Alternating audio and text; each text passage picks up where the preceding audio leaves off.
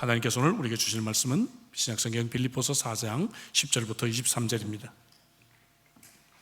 제가 가진 성경 322쪽 빌립보서 4장 10절부터 23절 마지막 절까지 한 절씩 교독하겠습니다. 10절을 제가 읽습니다. 내가 주 안에서 크게 기뻐함은 너희가 나를 생각하던 것이 이제 다시 싹이 나미니 너희가 또한 이를 위하여 생각은 하였으나 기회가 없었느니라.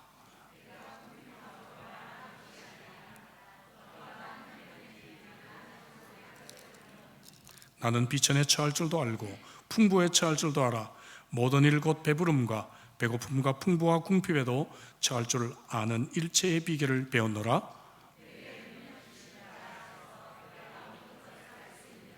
그러나 너희가 내 괴로움에 함께 참여하였으니 잘하였도다.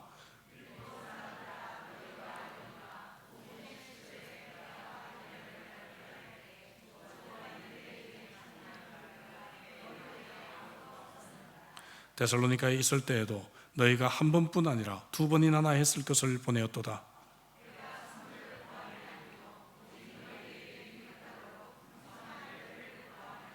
내게는 모든 것이 있고 또 풍부한지라 에바브로디도 편에 너희가 준 것을 받음으로 내가 풍족하니 이는 받으실 만한 향기로운 제물이요 하나님을 기쁘시게 한 것이라.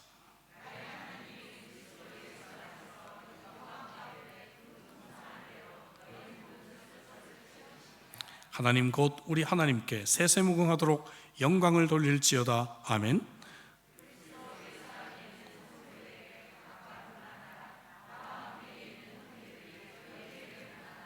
모든 성도들이 너희에게 문안하되 특히 가이사의 집 사람들 중 몇이니라. 주 예수 그리스도의 은혜가 너희 심령에 있을지어다. 아멘. 아멘. 오늘 설교를 안 해도 은혜가 있을 것 같습니다. 그래도 오늘 빌립보서 강의 마지막 시간입니다. 하나님이 우리에게 은혜 주실 줄로 믿습니다. 옆에 있는 분들 또 우리 온라인으로 연결된 분 함께 우리 인사할까요? 사랑을 축복합니다.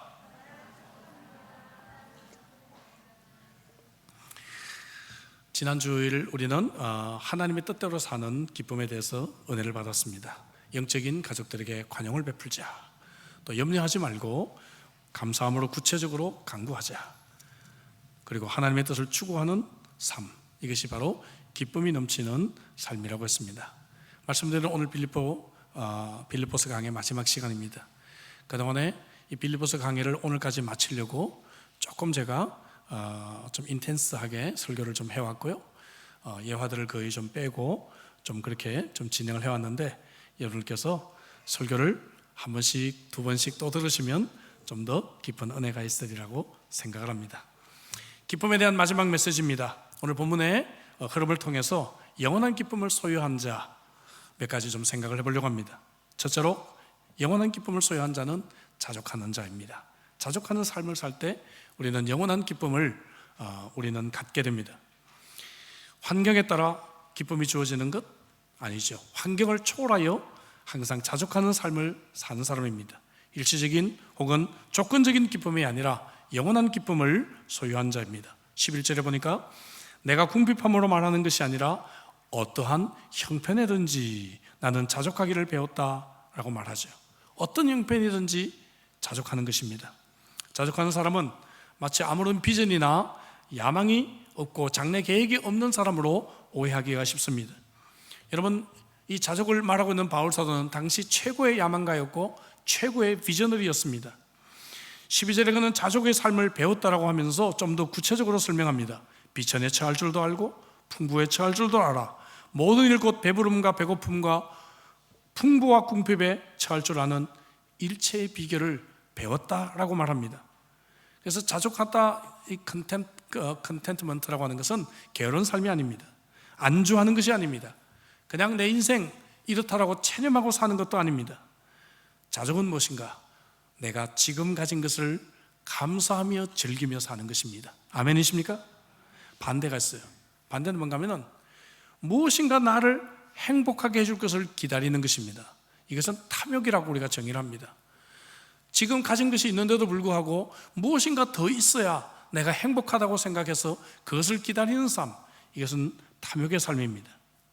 타임스 기사에 따르면 미국인들의 평균 지출이 얼마인가 하면은 그들이 $1,000를 벌 때 신용카드로 $1,300를 소비한다고 합니다. 이러한 과소비는 한 개인의 문제만이 아니라 국가적인 문제가 되고 있다고 해요. 잠언 14장 30절을 보니까 평온한 마음은 육신의 생명이나 시기는 뼈를 썩게 한다. 어떤 영어 성경 번역 보니까 참 멋있게 번역을 했습니다. Peace of mind makes the body healthy. Peace of mind를 또 contentment, 자족으로 번역을 합니다. 자족하는 것은 우리 육체를 건강하게 한다. But envy is like a cancer. 무엇인가 더 바라고 부러워하는 것은 마치 암과 같다. 그렇게 번역을 했습니다. 그래서 자족하는 것은 경제적인 면뿐만 아니라 우리의 육체를 위해서도 매우 중요합니다. 톨스토이의 단편 중에 사람에게는 얼마만큼의 땅이 필요한가라고 하는 소설이 있습니다. 주인공 바흠은 하루 종일 걸어서 자기가 해가 지기 전에 돌아오는 바로 그 땅을 모두 다 주겠다는 약속에 따라 더 많은 땅을 차지하기 위해 엄청난 거리를 그는 걷기 시작합니다. 이제 그만 포기하고 돌아가야 하는데도 불구하고 이 땅도 놓치기 싫고 저 땅도 놓치기 싫고 조금만 더 가면 더 좋은 땅이 있습니다. 포기하기 싫어서 욕심을 부리다가 이제 해가 지려고 하니까 그제서야 출발 장소를 향해 뛰기 시작합니다. 도착을 해야 그 땅이 자기 땅이 되니까 결국 그는 도착 즉시 탈진해서 죽고 말았습니다. 사람들은 2m 정도의 땅을 파서 그를 묻었습니다. 여러분, 우리도 어리석은 바흠과 같지 않습니까? 탈진해서 죽어가고 있지 않습니까? 결과적으로 나의 무덤만큼 그만큼 우리에게 땅이 필요한 것뿐입니다. 더 많은 것을 가지려고 하는 이 탐심은 우리에게 긴장을 일으키고 심한 스트레스를 주고 더 많은 근심과 염려를 가져와서 각종 질병을 야기시킵니다. 참으로 인생이 어리석은 것은 인생의 전반부는 돈을 벌기 위해 건강을 희생합니다. 그리고 인생의 후반부는 그렇게 번 돈을 가지고 대부분 건강을 회복하는 데 또 다 쓰고 있습니다. 전도서 4장 6절에 보니까 두 손에 가득하고 수고하며 바람을 잡는 것보다 한 손에만 가득하고 평온함이 더 낫다. 또 역시 이것도 이렇게 번역했습니다. It's better to only have a little with a peace of mind.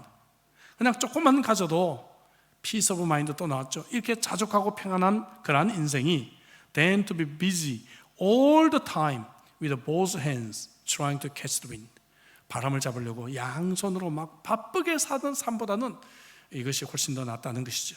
12절에 바울 사도가 자족을 배웠다. 여러분, 자족은 우리가 좀 배울 필요가 있는 것이죠. 무엇보다도 어떻게 배우는가 하면은 비교하는 것을 멈춰야 합니다. 하나님은 우리를 유일한 존재로 창조하신 줄로 믿습니다. 온 세상에 내 인생을 대신할 사람은 아무도 없는 것이죠. 하나님은 우리를 대량 복사기로 복사해낸 존재가 아닙니다. 그런데도 우리는 너무나 자연스럽게 다른 사람과 나를 비교합니다. 특별히 좁은 땅에 많은 사람이 사는 한국 땅에서 우리가 자라거나 배경이 문화가 있는 사람들은 쉽게 다른 사람과 나를 비교합니다. 머리가 어느 미장원에서 했지? 이 가방 어디서 샀지? 그거 얼마 주고 샀어? 난 얼마 주고 샀는데 나도 저 차 가졌으면 좋겠다. 저 집이 내 집이라면 좋겠다. 늘 비교합니다. 여러분, 10계명 중에 마지막 계명이 무엇입니까? 내 이웃의 집을 탐내지 말라. 내 이웃의 아내나 그의 남종이나 그의 여종이나 그의 소나 그의 낙이나 물론 내 이웃의 소유를 탐내지 말라라고 고백합니다. 여러분, 여기 낙이나 소가 오늘 현대식으로 표현하면 가방이나 아이패드 이렇게 표현해 볼 수가 있겠죠. 우리는 비교하는 것뿐만 아니라 우리는 보다 더 적극적으로 다른 사람의 소유를 기뻐하고 축복해 줘야 합니다. 그렇지 않으면 다시 금방 비교하게 되죠.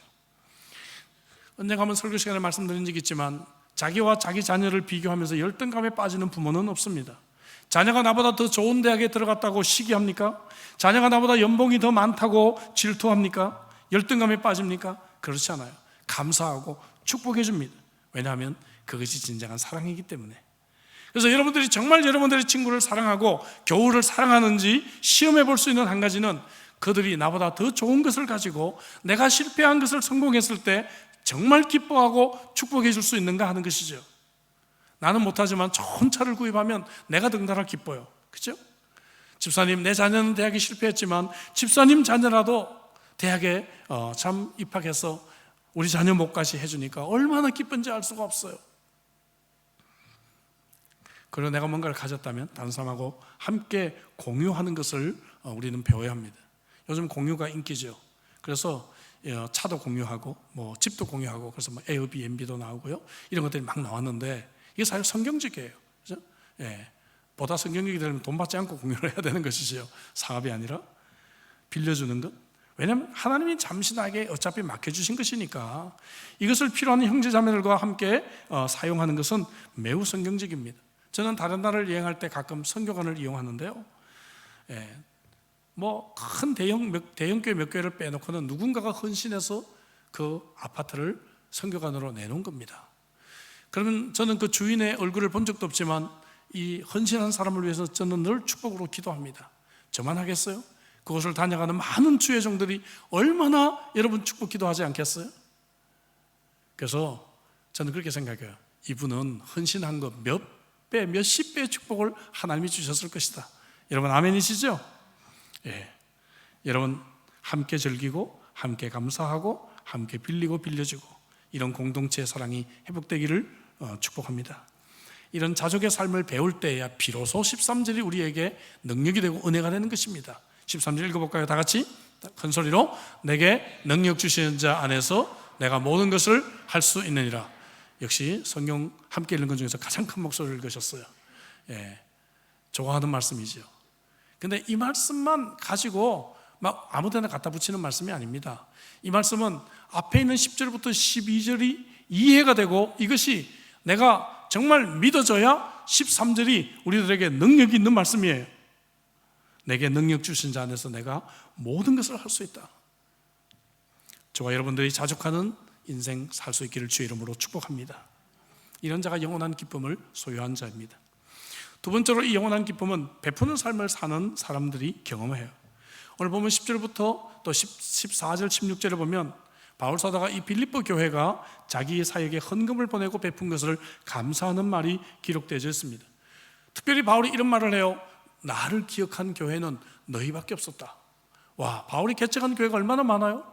근데 바울 사도가 말하기를 나를 기억하고 이렇게 헌금을 보내준 교회가 너희밖에 없었다. 이 자리에는 저와 여러분들이 하나님이 이렇게 평가해 주신 분들이 되기를 주의 이름으로 축복합니다. 많은 그리스도인들이 있었지만 이것을 기억한 바로 성도는 실로암교회 성도밖에 없었다. 고린도후서 8장 2절 3절에 좀 더 자세히 이 말이 기록되어 있어요.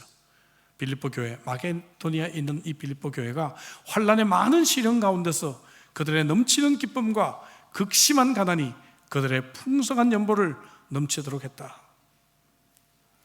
빌립보 성도들이 이렇게 베풀 수 있는 비결을 9절에서 이렇게 언급합니다. 우리 주 예수 그리스도의 은혜를 너희가 알거니와 부요하신 이로써 너희를 위하여 가난하게 되심은 그의 가난함으로 말미암아 너희를 부요하게 하려 하심이라.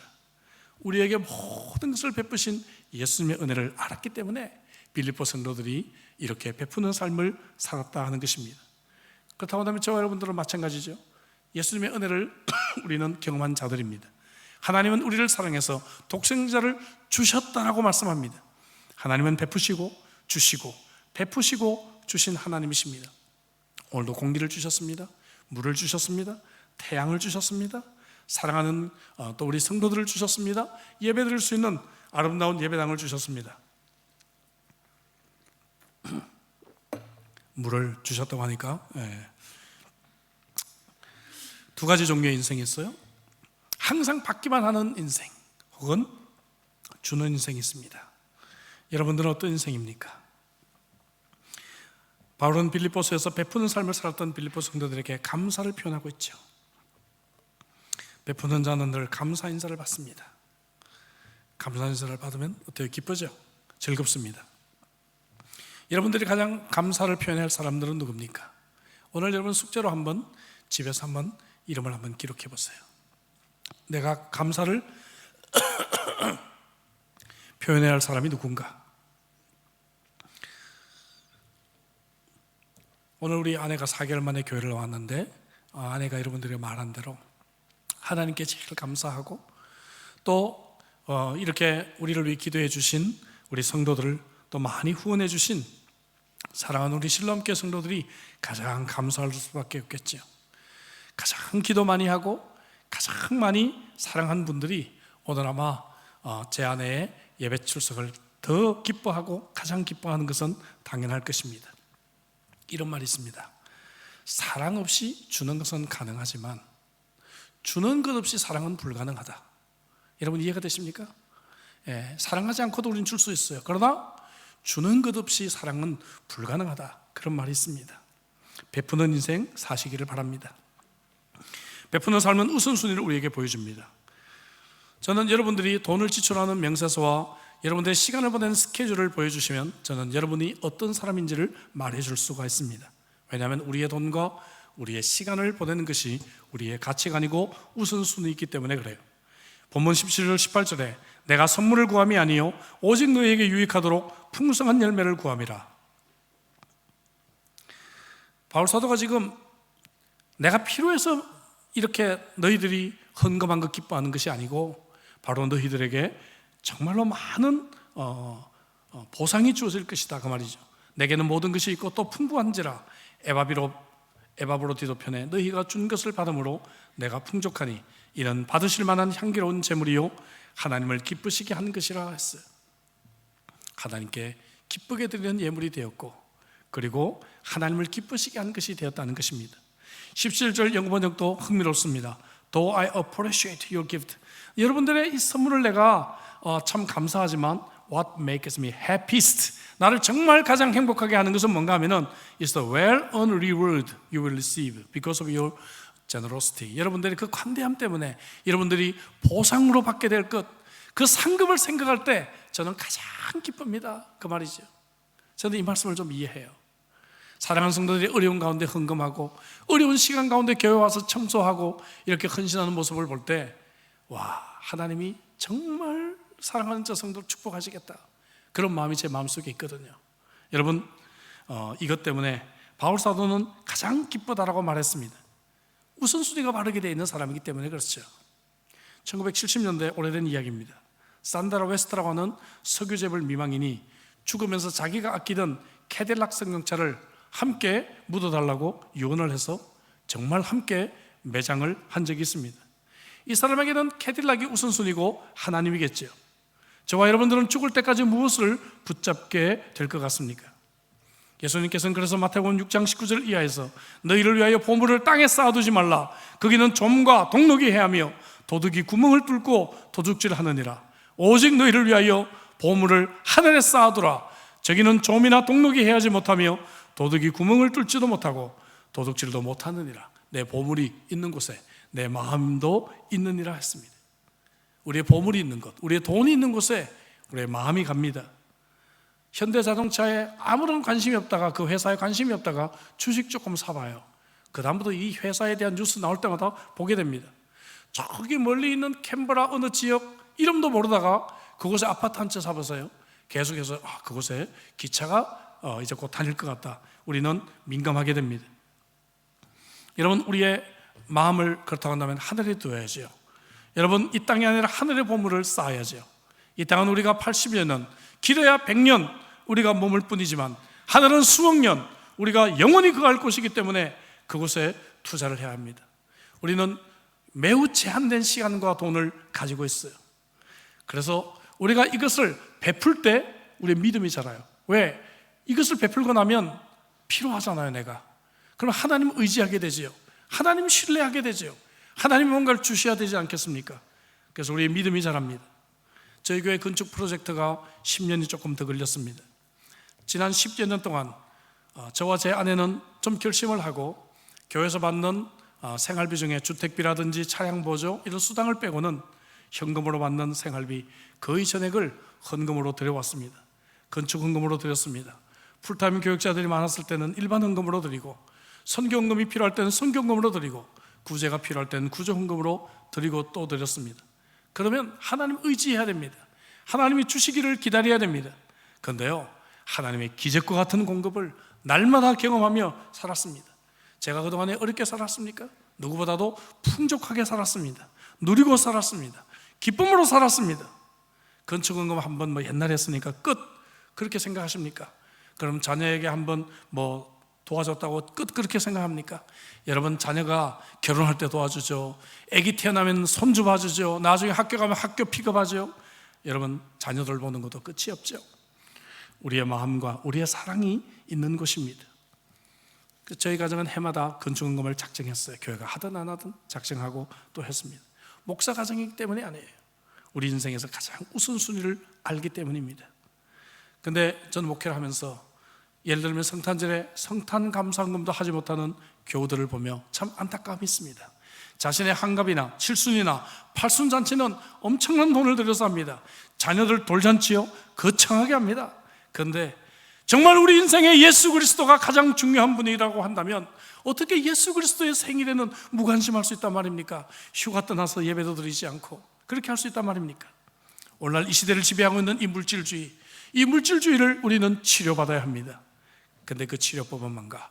베푸는 삶을 통해서 치료가 가능합니다. 그래서 디모데전서 6장 18절 19절에 선을 행하고 선한 사업을 많이 하고 나누어 주기를 좋아하며 너그러운 자가 되게 하라. 이것이 장래의 자기를 위하여 좋은 틀을 쌓아 참된 생명을 취하는 것이니라. 여러분 아멘이십니까? 그래서 어떤 영어 성경문에 give happily, 행복하게 주라 이 말이에요. Share whatever God has given you. 여러분 것이 아니고 이건 하나님이 주신 것이지 않는가? 그것을 서로 함께 나누라는 것입니다. Storing up real treasure for yourselves in heaven. 하늘에다 저장하는데 이것이 하나님이 가져가시는 것이 아니고, 예? 이것이 바로 여러분들의 어카운트에 저장이 되어 있는 것이다 그 말이죠.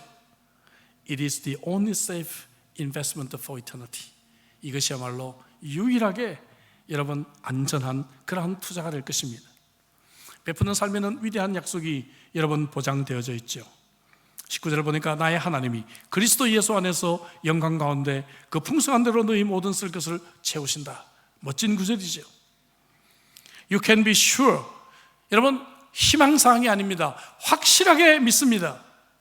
God will take care of everything you need. 하나님 우리의 모든 필요한 것을 돌봐주실 것이다. His generosity exceeding yours. 전 참 이 해석을 참 좋아합니다. 하나님의 그 관대하심은 여러분들의 그러한 관대하심보다도 훨씬 더 넘칠 것이다 하는 것이죠. 이 구절을 이번에 좀 암송하셨으면 좋겠어요. 우리 같이 한번 빌립보서 4장 19절 말씀 크게 한번 읽어보겠습니다. 다 같이. 나의 하나님이 그리스도 예수 안에서 영광 가운데 그 풍성한 대로 너희 모든 쓸 것을 채우시리라. 어떤 분은 너희 모든 욕심을 채우시리라 이렇게 읽는데 욕심이 아니라 쓸 것을 채우시리라. 제가 대학생 때 이 구절을 암송했는데 지금도 암송해요. 여러분 이 말씀 오늘 숙제 2개 드렸죠? 암송하시고 이 말씀으로 승리하시기를 주의 이름으로 축복합니다. 모든 쓸 것, everything 이라고 번역된 이 단어, 원래 성경 언어로 pass라고 하는 단어인데 어떤 상황, 무엇이든 전부 이런 의미를 가지고 있어요. 이 말은 매우 포괄적인 그러한 단어입니다. 다시 말하면 이런 말입니다. 우리에게 경제적인 필요가 필요하면 하나님은 경제적으로 풍성하게 채워줄 것이다. 육체적으로 필요하면 육체적으로 채워주실 것이다. 우리에게 감정적인 필요가 있으면 감정적으로 우리를 넘치게 채워주실 것이다. 용서가 필요하면 용서를 풍성하게 채우실 것이다. 보호가 필요하면 보호를 풍성하게 채워주실 것이다 하는 것이죠. 아무도 아멘을 안 하시네요. 아멘은 아꼈다가 이럴 때 하시는 겁니다. 여러분 얼마나 아멘 할 수 있는 그런 말씀입니까? 얼마나 위대한 고백이에요. 바울 사도가 나의 하나님이 시작했죠. 이 나의 하나님이 저와 여러분들의 하나님이 되시기를 주의 이름으로 축복합니다. 잠언 19장 17절 보니까 가난한 자를 불쌍히 여기는 것은 여호와께 구워드리는 것이니 그의 선행을 그에게 갚아주리라 했습니다. 이 말씀은 뭡니까? 내가 베푸는 삶을 살면 하나님을 빚쟁이로 만드는 거예요. 하나님은 반드시 우리에게 갚아주셔야만 하는 것입니다. 조금 전 읽었던 예수님의 말씀에 의하면 베풀고 드리는 삶은 하늘의 보화를 쌓는 것이죠. 오늘 설교를 길게 할 수가 없어서 이 부분은 칼럼을 통해서 조금 더 설명을 했습니다. 이 위대한 약속 품고 승리하시기를 주의 이름으로 축복합니다. 마지막 세 번째 영원한 기쁨은 하나님의 영광을 사모하는 삶. 저는 이게 너무 멋져요. 바울 사도가 빌립보서를 어떻게 마무리 지을까? 이제 여러분 이제 21절부터 23절은 성령입니다. 성령으로 가기 전에 바울 사도가 마지막으로 남기고 싶은 말이 무엇일까? 하나님의 영광이었습니다. 20절 볼까요? 하나님 곧 우리 아버지께 세세무궁하도록 영광을 돌릴지어다. 할렐루야. 19절에서도 영광 가운데 채우신다라고 했죠. 근데 이 영광은 하나님의 성품의 영광을 우리에게 의미합니다. 자비로우시고 그리고 인자하신 아버지 하나님께서 우리를 채워주실 것이라는 의미예요. 그러나 20절의 이 영광은 찬양 받으시기에 합당하신 영광입니다. 우리에게 영광과 찬양을 받으신다는 의미의 그러한 영광이에요. 계시록 4장부터 5장에 보면 천국의 예배시랑이 나오는데 우리가 이 말씀을 통해 이 말씀을 좀 더 이해할 수가 있습니다. 천국 예배시랑이 요즘 우리가 쓰는 말로 유튜브로 생중계가 되고 있어요. 4장 5장에 보면 하나님이 찬양을 받고 계십니다.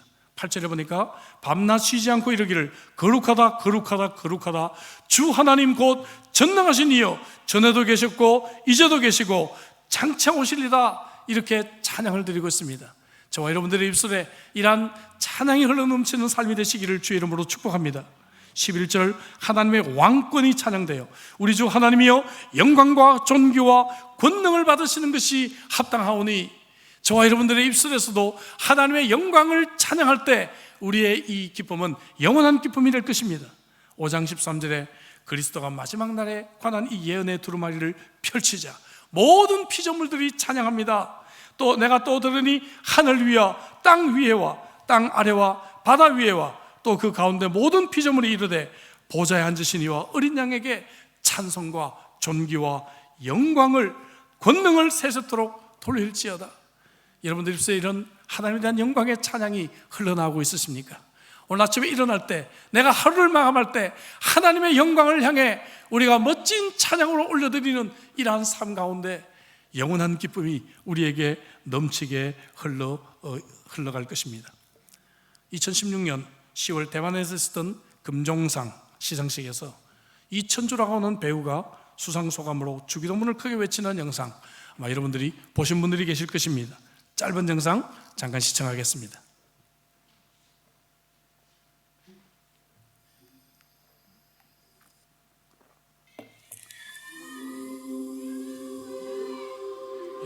李天柱，恭喜电影明天地带，再见你。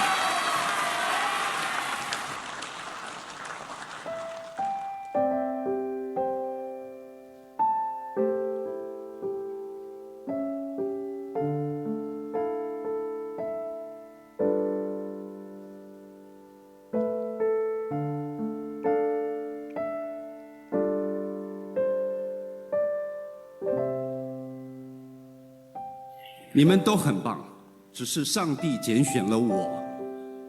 我想一定有他的用意，可能让我上来说说话吧。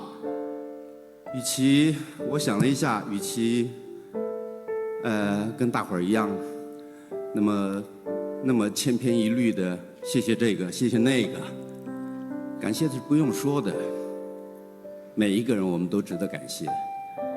可是你们想不想听一些不一样的？我是个基督徒，那么就用我的方式，我跟我的神，让我们这个大家庭，我们现在共聚一堂。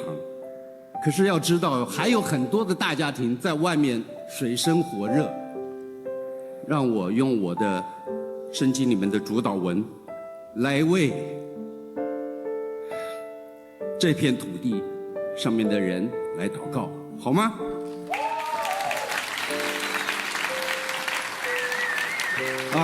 我们在天上的父，愿人都尊你的名为圣，愿你的国降临，愿你的旨意行在地上，如同行在天上。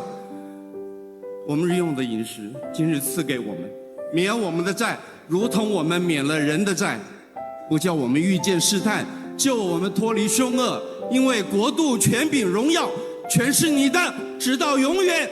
阿们。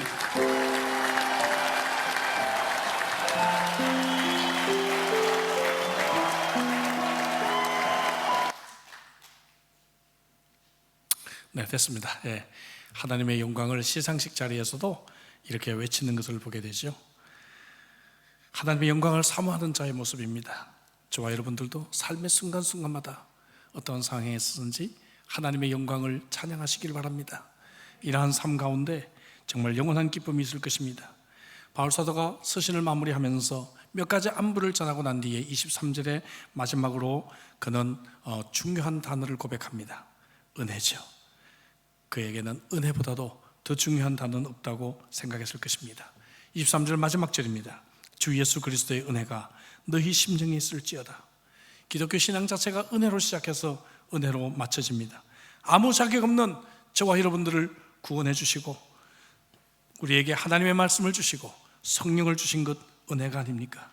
우리를 하나님의 영원한 상속자로 삼으신 것 은혜가 아닙니까? 오늘 내가 살아있는 것도 하나님의 은혜가 아닙니까? 바울 사도는 근데 주 예수 그리스도의 은혜라고 했습니다. 빌립보서 이 짧은 4장에 주 예수 그리스도 예수님의 이름을 바울 사도는 40번 이상이나 기록하고 있습니다. 여러분 그렇습니다.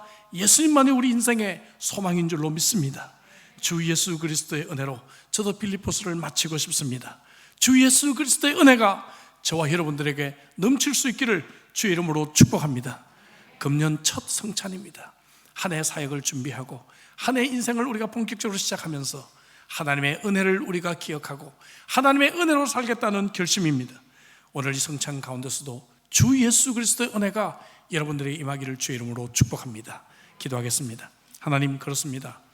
오늘 우리에게 주신 말씀처럼 주님 자족하는 삶을 살게 해주시고 늘 모자라도록 불평하는 것이 아니라 베푸는 삶을 살도록 도와주시며 주님 무엇보다도 하나님의 영광을 사모하는 인생을 살게 하여 주시옵소서. 예수 그리스도의 은혜가 넘치는 복된 인생이 되게 하여 주옵소서. 이제 성찬으로 나갑니다. 성찬 가운데 은혜를 베풀어 주셔서 예수 그리스도의 죽으심을 기억함으로 주님 우리에게 예수의 흔적을 닮아가는 복된 인생 되게 하여 주옵소서. 예수 그리스도로 기도하옵나이다. 아멘.